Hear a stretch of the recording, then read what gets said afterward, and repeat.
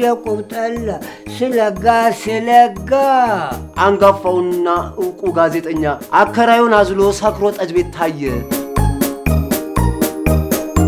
ፖላንድ ካለው ተራራ በሰንሰለት ተንጠልጥላ ኪሊማንጃሮ ተራራ። አንተ ሰውዬ አስመተትክብኝ እንዴ? ቆይ ምን ሊያረግሎት ነው? አያው የርግብ የሰርቼ ላረባው ካላየሁሽ ካላገኘሁሽ አለኝ ማ ኤክሴ በቁንጥጫና በግርፋ ይኸው ቁርበት ሆኜ ቀረው። እርሻ ቤት ደስ ይለኛል። ከራሻ ጎን ነች ወስድሻለሁ። እውነትና ልጅነቴን ንቅጫው። የፍየል እረኛ ነበርክ? ምን ማለት ነው? በረት ነው የምትለው። ትመቱ እነማ አንተና ፓርቲ እንደው ትንሽ ስምህ እንደው ላይ አልሰፋህም?